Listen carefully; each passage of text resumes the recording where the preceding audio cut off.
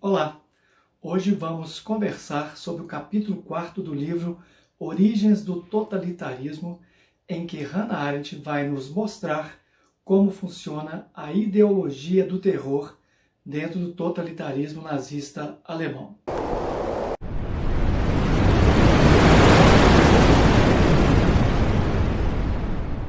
Na tradição política ocidental, nós sabemos que em cada época, em cada momento dessa longa história, nós tivemos então formas em que o corpo político foi configurado no despotismo ou ditadura, na monarquia e também na república.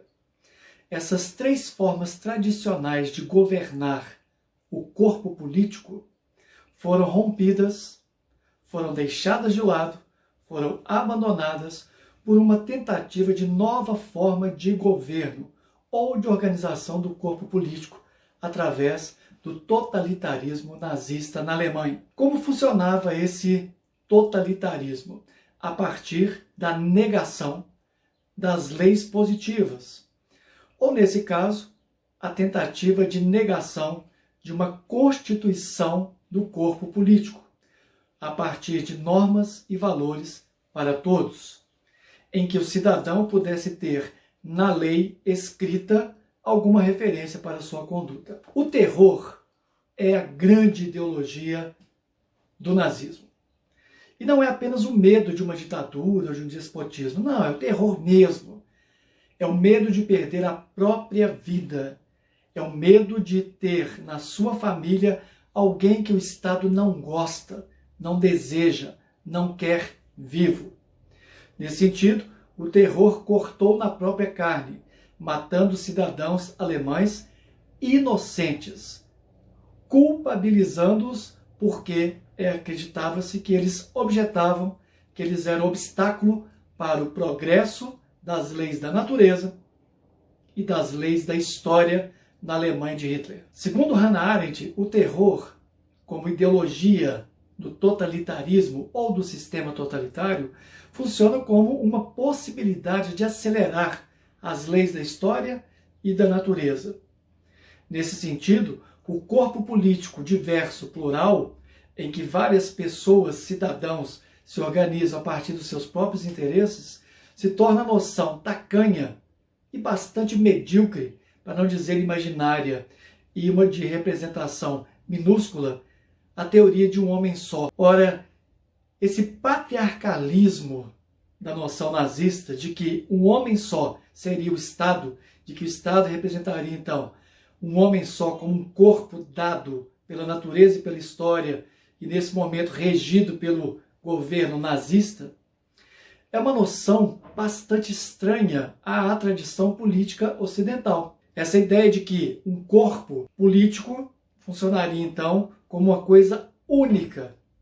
Isso fere, por exemplo, o espírito da democracia, da multidiversidade, da pluralidade das intenções da ação no campo político e no espaço público. Não por acaso, uma das características dos totalitarismos é exatamente o unipartidarismo.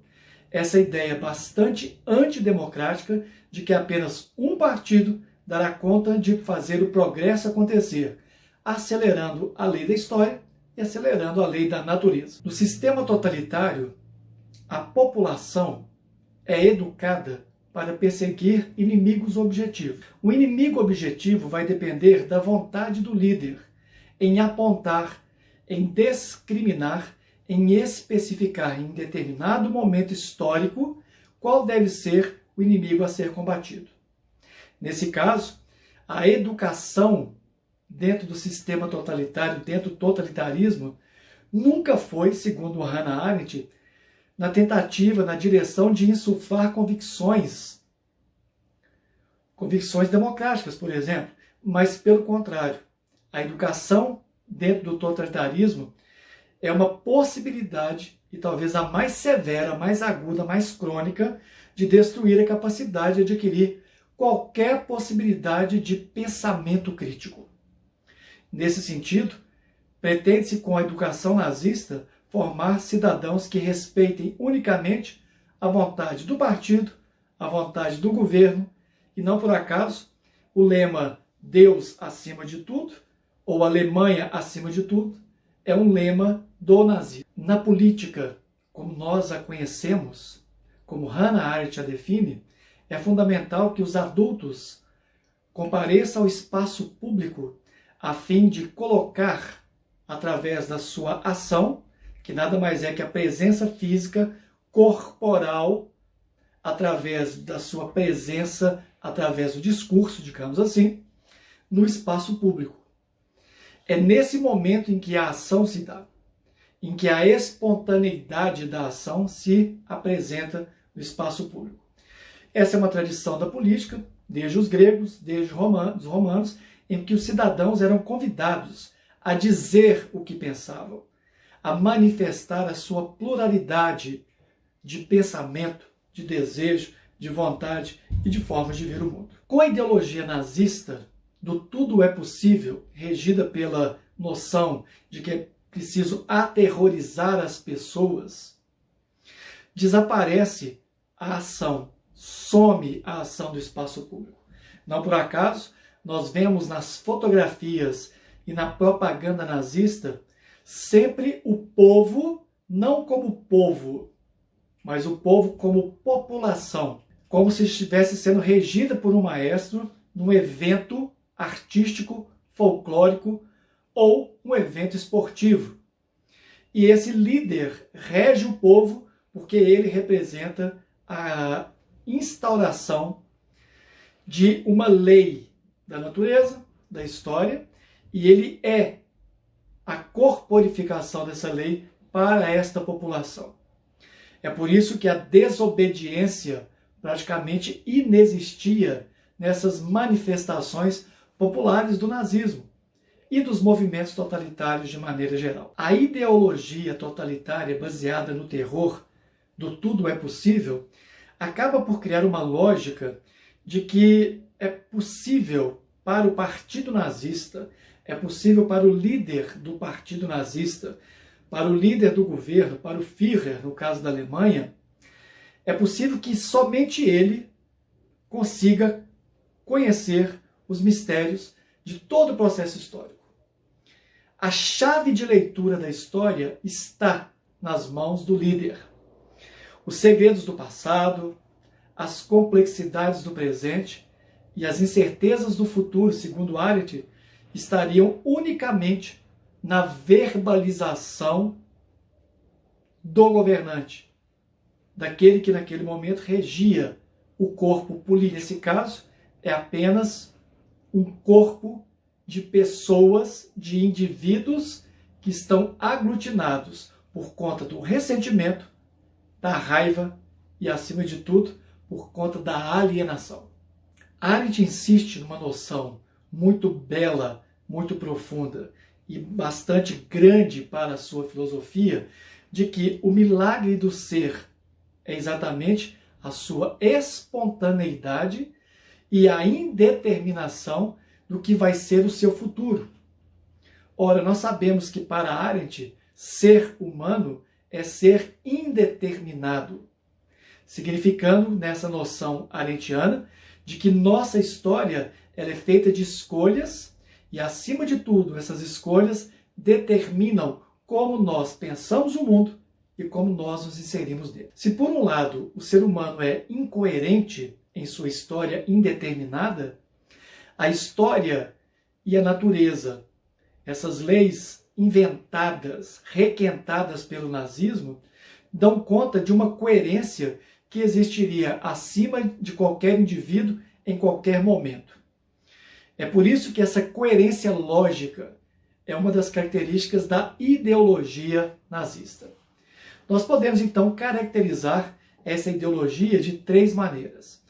A primeira forma é que ela é uma explicação total do que vem a ser, do que nasce e do que passa. Tudo se encadeia numa lógica que permite, de alguma maneira, como procedimento analítico, se é que é um procedimento analítico, posto que é ideológico, mas um procedimento que se quer colocar como lógico, explicar etapas de desenvolvimento da história e da natureza, encaixando naquele determinado momento, no presencial, no presente, aquele grupo que está sendo manipulado. A segunda característica da ideologia totalitária é a supressão do senso comum. A capacidade que nós temos de perceber, enquanto corpo no mundo, como as coisas estão, para onde elas estão indo, para onde elas estão caminhando. Essa perda do senso comum, ou melhor dizendo, a manipulação do senso comum, que no final das contas vai dar o sentido de verdade nazista, essa ideologia invertida do mundo que se torna verdade, é no final das contas para tentar afirmar a lei geral da natureza e da história. Ora, quando o líder nazista tenta explicar tudo dentro de uma lógica, dentro de uma sequência obviamente manipulada por seus desejos, nós temos aqui então a depreciação do senso comum. O senso comum é deixado de lado. Nós, enquanto cidadãos, sabemos quando a economia, de certa maneira, não vai bem. Nós começamos a comentar entre nós que o governo não está fazendo o que deveria fazer. Ora, quando o bom senso cai por terra e apenas vem a ideologia, a alienação e a manipulação através da propaganda, é como se nós ficássemos destituídos desse senso comum, que nada mais é que um senso político, segundo Hannah Arendt. A terceira característica da ideologia nazista é que ela arruma os fatos sob forma de um processo lógico, em que tudo se encadeia de uma maneira tranquila, mas que também pode ser acelerada. A finalidade do nazismo era acelerar a natureza e acelerar a história. E não há aceleração sem a produção de rejeitos, sem a produção de um inimigo objetivo. Nesse caso, nós podemos dizer que a dialética do nazismo é uma dialética de movimento. Só há movimento se há atrito. Eu preciso, então, atritar a minha lógica de mundo com aqueles que não se encaixam. Nesse caso, o povo judeu foi escolhido como aquele povo prioritariamente para atritar, para dar ao movimento a sua personalidade, a sua personificação na vida cotidiana dos alemães. É como se, ao perseguir os judeus, o movimento nazista, o sistema totalitário, dissesse: é por causa deles que nós vamos chegar no momento melhor. Eliminando esse grupo, nós teremos um momento mais avançado. E mais, esse grupo deixou de existir, ou deixou de existir apenas porque a natureza já disse que eles iriam sumir, desaparecer. Logo, esse grupo já era frágil. A natureza daria conta de acabar com esse grupo. O que o nazismo explica como realidade do mundo é que apenas está cumprindo uma lei geral da natureza e da história. E que para isso, então, ele se institui como verdade absoluta. Por fim, nós podemos dizer que para Arendt, a ação é a capacidade de agir em conjunto.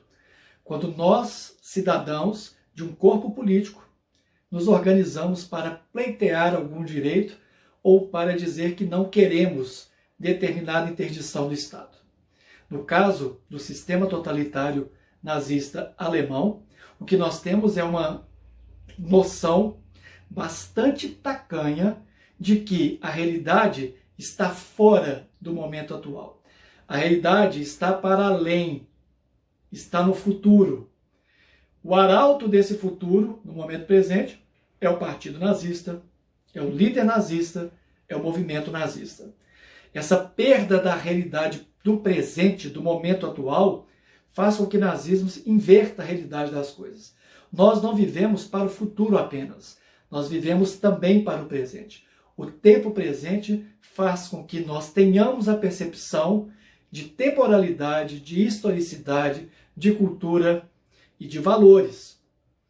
No final das contas, a ideologia nazista, baseada no terror, da aceleração das leis da natureza e da história, quer dizer que ao futuro cabe o corpo político e não ao presente.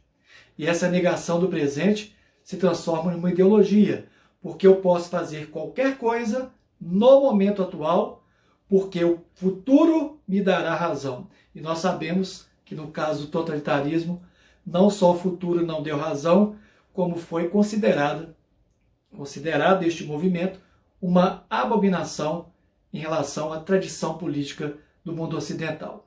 Hannah Arendt concorda que o nazismo, ou os totalitarismos nesse caso, são, na verdade, uma total e absoluta deturpação da política, pois o objetivo não é a ação em conjunto, mas, acima de tudo, a manipulação ideológica do tempo presente em função de algo que não existe, que só existe na cabeça desses nazistas. Inscreva-se no canal, curta, compartilhe e até a próxima.